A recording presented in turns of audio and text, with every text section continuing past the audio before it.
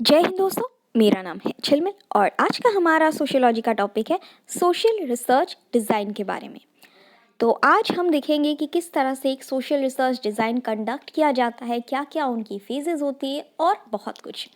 तो आज का हमारा मेंस का सवाल है, right short notes on social research design. पिछले वीडियो में हमने देखा कि वैल्यू और फैक्ट के ऊपर शॉर्ट नोट लिखो, उसके बाद उससे पहले हमने देखा था सेरेंडिपिटी के ऊपर हमने देखा था। तो उसी के कंटिन्यूएशन में हम लोग सोशल रिसर्च डिज़ाइन के ऊपर बात करेंगे। इंस्टेड ऑफ शॉर्ट नोट आपको social research design, explain the process of social research design, इस तरह के क्वेश्चन भी आ सकते हैं। तो सेम ही होता है बेसिकली। सबसे पहले आपको जानना ज़रूरी होता है कि रिसर्च डिज़ाइन क्या है। रिसर्च डिज़ाइन चाहे वो सोशल हो या साइंटिफिक हो, दोनों में काफ़ी हद तक सिमिलैरिटीज़ होती है। मैं खुद क्लिनिकल रिसर्च एसोसिएट रह चुकी हूँ, जो हम लोगों ने क्लिनिकल ट्रायल्स कंडक्ट किए हैं। मैं कैंसर पेशेंट्स पे ट्रायल्स कंडक्ट कर चुकी हूँ, इनफैक्ट बहुत सारे कर चुकी हूँ, स्टेम सेल्स और कैंसर पे। तो बेसिकली जो ट्रायल प्रोसेस होते हैं, रिसर्च कंडक्ट करने का जो प्रोसेस होता है, in terms of sociology and in terms of scientific research, दोनों में कुछ ज़्यादा अंतर नहीं होता है। A research design is a plan for the collection, analysis and evaluation of data. Datas को कलेक्ट किया जाता है। हमारे अगर जैसे अभी जो कोविड के ट्रायल्स होते हैं, वो क्या होता है, एक मल्टी सेंट्रिक अगर ट्रायल होगा, जैसे कि ट्रायल भी एक रिसर्च डिज़ाइन ही है। अगर आप क्लिनिकल ट्रायल्स या क्लिनिकल स्टडीज़ करते हो तो वो भी एक तरह का रिसर्च डिज़ाइन है। उसमें क्या होता है, पहले डेटास को कलेक्ट किया जाता है। डेटास को कैसे कलेक्ट करते हैं कि अगर मल्टी सेंट्रिक हो, हम लोग एग्जाम्पल देते हैं हॉस्पिटल का, तो किसी भी एक हॉस्पिटल को पकड़ेंगे, वहाँ पे पेशेंट से इन्फॉर्म्ड कंसेंट लेंगे और पेशेंट से डेटास कलेक्ट करेंगे। जो जो पेशेंट्स उन क्राइटेरिया को फुलफिल करता है उस ट्रायल का, तो उन पेशेंट्स को ट्रायल में इनरोल कर लेंगे और वो होगा उस रिसर्च का डेटा। उसके बाद उस डेटास को एनालाइज करेंगे कि उनमें से स्क्रीनिंग प्रोसेस होगा। मान लीजिए 100,000 पेशेंट्स के डेटाज निकालेंगे, उसके बाद एनालाइज करके स्क्रीनिंग प्रोसेस किया जाएगा कि उनमें से 100 पेशेंट्स निकाले जाएंगे छांट छांट के कि कौन से उस ट्रायल में सबसे फिट आते हैं, या फिर किन पेशेंट्स पे ये बेनिफिट टू रिस्क रेशियो जो है वो सचता है। उसके बाद इवैल्यूएशन ऑफ डेटा, ये स्क्रीनिंग और एनालाइज के बाद जो डेटा निचोड़ के निकलता है, that is the evaluation of data. उसके बाद एक प्रॉपर हाइपोथेसिस और प्रॉपर थियरी जो है डिकोड करेंगे। ठीक है, एक्सट्रैक्शन स्क्रीनिंग प्रोसेस के बाद एक डिकोड करेंगे और उसको एक पुराने हाइपोथेसिस के साथ रिलेट करेंगे। ऐसा नहीं होता है कि कोई भी आप थियरी, मान लो कैंसर पेशेंट्स पे अगर आप थियरी, कैंसर के ट्रीटमेंट पे अगर आप थियरी बनाओगे, तो उसको हवा में से निकाल के नहीं ला सकते। उसको आप रेलेवेंस किसी और थियरी से कर, मतलब पहले आपको किसी और क्वेश्चन को रिलेट करना होता है, उसको रेफरेंस, एज ए रेफरेंस लेना होता है। तो after all the screening and extraction process, आपने जिस सोर्स से उसको रेफ़र किया था, उसका और इसका रिलेशन या रिजल्ट का रिलेशन जो है वो आप मापेंगे, और उसके बाद ही आप एक प्रॉपर सिस्टमाइज डेटा डिज़ाइन जो है, रिसर्च डिज़ाइन लिख के तैयार करेंगे या फिर बना के तैयार करेंगे एक पैटर्न वे में। सो एक research design is a plan for the collection, analysis and evaluation of data. तो 3 स्टेप्स होती है बेसिकली। कलेक्शन होते हैं डेटास की कलेक्शन इन द सेंस जो भी सब्जेक्ट्स होती है। मैंने हॉस्पिटल का एग्जांपल लिया, तो सब्जेक्ट्स होंगे पेशेंट्स, तो पेशेंट्स की डेटास जो है वो कलेक्ट किया जाता है। उसके बाद उन डेटास को स्क्रीन किया जाता है by the process of analysis. उसके बाद उन डेटास को एवेलुएट किया जाता है और उसके बाद जो पुराने हाइपोथेसिस, पुराने रेफरेंस से इस नए हाइपोथेसिस को लिया था, उससे इसका रिलेशन को मापा जाता है। एंड ओवरऑल एक सिस्टमेटिक, एक पैटर्न फॉर्म में रिसर्च डिज़ाइन को बनाया जाता है।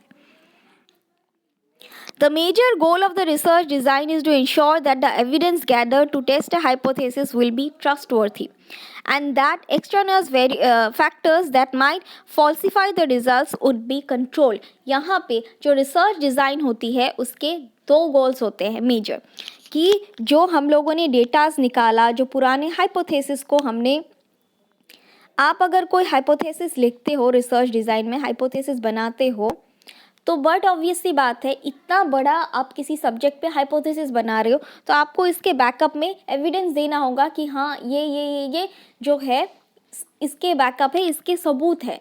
हर चीज़ में सबूत मांगते हैं। फॉर एग्जांपल अगर आप कोई लिटरेचर देख रहे हो तो आपको उसका रेफरेंस जो है लास्ट में लिखना पड़ेगा, कोटेशंस लिखने पड़ेंगे, तभी जाके आपका रिसर्च पेपर पब्लिश होगा, अदरवाइज नहीं पब्लिश होगा। तो आपको हर चीज़ का बैकअप या रेफरेंस देना होता है।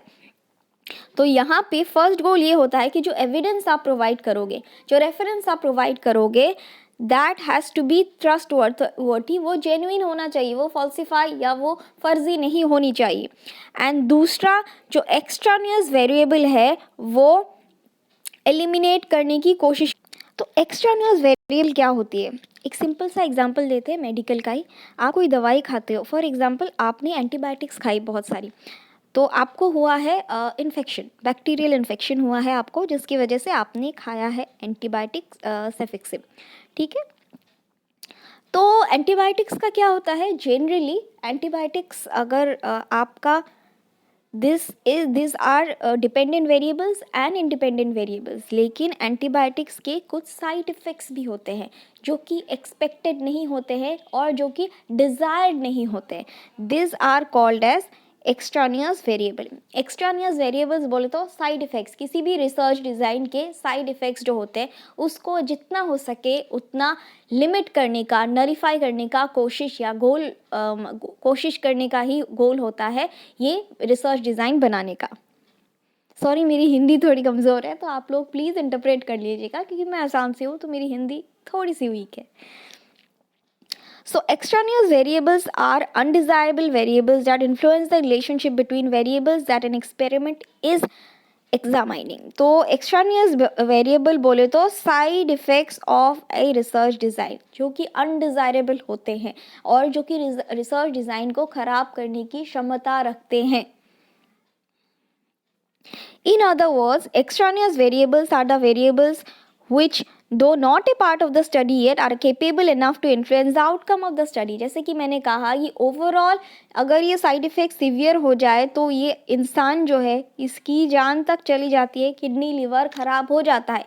तो ये एक्सट्रानियस वेरिएबल जो है वो ओवरऑल रिजल्ट को या एंटीबायोटिक के रिजल्ट को पूरी तरह से ख़राब करने की क्षमता रखता है। इसीलिए रिसर्च डिज़ाइन का गोल होता है कि एक्सट्रानियस वेरिएबल को जितना हो सके उतना कम कर सके, लिमिट कर सके।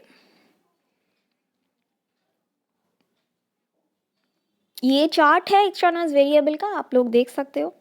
This variables are undesirable because they are error to an experiment. जैसे कि मैंने कहा कि ये जो वेरिएबल्स होती है ये अनडिजायरेबल होती है क्योंकि ये किसी भी एक्सपेरिमेंट में, किसी भी रिसर्च डिज़ाइन में एरर रिजल्ट जो है वो एकदम एरोनिमस रिजल्ट पैदा कर सकती है, एरर पैदा कर सकती है। A major goal of research design is to decrease or control the influence of extraneous variable as much as possible. The classic control experiment in a laboratory is the ideal scientific research design. जो हम लोग controlled experiment करते हैं इन a laboratory, ये एक classic example है of ideal scientific research design.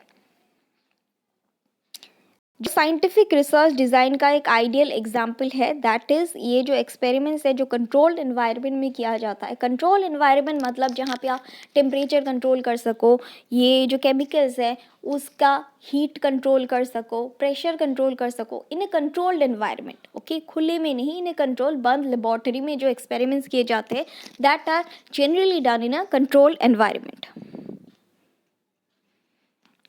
It is an experimental design in advance and conducted under which it is possible to control all relevant factors while measuring the effect of experimentally induced variables. इसके बारे में हम लोग जब example पढ़ेंगे तो इसको मैं पूरी डिटेल में समझाऊंगी। तो ये जो रिसर्च एक्सपेरिमेंट्स होते हैं, साइंटिफिक रिसर्च एक्सपेरिमेंट्स, उसमें जनरली दो ग्रुप्स होते हैं। एक होता है एक्सपेरिमेंटल ग्रुप, दूसरा होता है कंट्रोल ग्रुप। एक्सपेरिमेंटल ग्रुप में क्या होता है, मान लीजिए मैं एक्सपेरिमेंट कर रही हूँ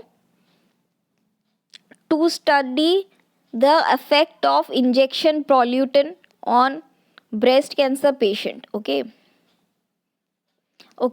to study the effect of ये मैंने सच में स्टडी किया है इसीलिए इसी पे बोल रही हूँ। इस पे मैंने लार्ज स्केल क्लिनिकल ट्रायल जो है वो किया है टाटा मेमोरियल हॉस्पिटल के अंदर में। तो ये हमने इंजेक्शन पोल्यूटेंट का असर देखना है in case of patients with breast cancer. तो तो हम क्या करेंगे, 2 ग्रुप्स चूज़ करेंगे, एक होगा एक्सपेरिमेंटल ग्रुप, दूसरा होगा कंट्रोल ग्रुप। एक्सपेरिमेंटल ग्रुप को हम लोग इंजेक्शन पोल्यूटेंट देंगे, स्क्रीनिंग करके एनालाइज करके डेटा कलेक्ट करके। कंट्रोल ग्रुप को हम लोग प्लेसिबो देंगे, या फिर प्लेसिबो इन द सेंस कुछ नहीं देंगे।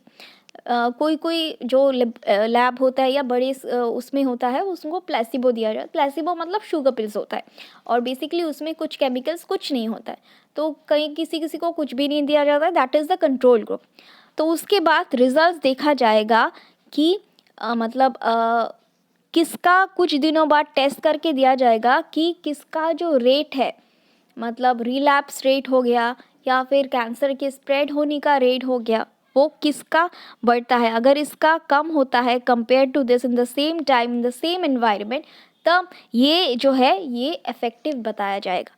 इस तरह के 2 ग्रुप्स लिए जाते हैं for the effect of for conducting a research design. First is an experimental group and second is the control group. Experimental group वो होता है जहाँ पे जो एक्सपेरिमेंट किया जा रहा है वो चीज़ उनको दिया जाता है। कंट्रोल ग्रुप में कुछ भी नहीं दिया जाता, तो दोनों में कंपैरिजन किया जाता है। उसके बाद एट द सेम टाइम दोनों में जो कंडीशंस है वो सेम होती है, दोनों की टाइम सेम होती है। For example kidney failure patients के ऊपर रिसर्च हो रही है आजकल, मैंने भी किया है, तो CRF CKD के ऊपर रिसर्च हो रही है। कुछ लोगों को पुनर्नवा के डोज दे जा रहे हैं to analyse the effect of punarnava in CKD patients, and यहाँ पे एक्सपेरिमेंटल ग्रुप को पुनर्नवा दिया जा रहा है और यहाँ पे कंट्रोल ग्रुप को कुछ नहीं दिया जा रहा है। After a time period of 7 days उनका CKD लेवल यानी कि RFT level, renal failure test जो है वो टेस्ट किया जाता है। अगर उनका क्रिएटिन क्लियरेंस जो है वो कम हो जाता है कंपेयर टू दिस, तो ये साबित हो जाता है कि पुनर्नवा जो है वो इफेक्टिव है इन ट्रीटिंग CKD। तो इस तरह के जो है रिसर्च डिज़ाइन कंडक्ट किए जाते हैं। तो यही बेसिकली यहाँ पे बताया गया है कि किस तरह के 2 ग्रुप्स होते हैं। एक ग्रुप में जो एक्सपेरिमेंट्स करना होता है वो चीज़ें दी जाती है, एक में कुछ नहीं दिया जाता। तो यहाँ पे एक और use of nicotine causing cancer, इस तरह से आप लोग बहुत सारे एग्जांपल्स ले सकते हो अपने हिसाब से, किस तरह से निकोटिन जो है वो कैंसर कॉज करता है। यहाँ पे ये भी दिया है, एक तरफ एक्सपेरिमेंट ग्रुप, दूसरी तरफ कंट्रोल ग्रुप। एक्सपेरिमेंट ग्रुप को जो है वहाँ पे निकोटिन दिया गया है, कंट्रोल ग्रुप को कुछ नहीं दिया गया है। तो वहाँ पे उसके बाद रिजल्ट्स जो है वो मेज़र किया जाता है कि क्या निकोटिन कैंसर कॉज करता है या नहीं। If the incidence of cancer is subsequently found to be higher in the experimental than in the control group, a cause and effect relationship between nicotine and cancer in mice can be established.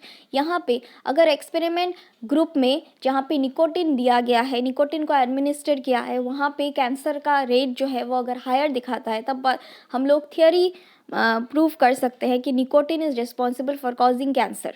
तो इस तरह से हम लोग theory बना सकते हैं। इस तरह से रिसर्च डिज़ाइन जो है वो कंडक्ट किया जाता है। तो ये है हमारी वीडियो का एंड। आज के लिए बस इतना ही, कल फिर मिलेंगे कुछ नए लेक्चर्स के साथ। Thank you.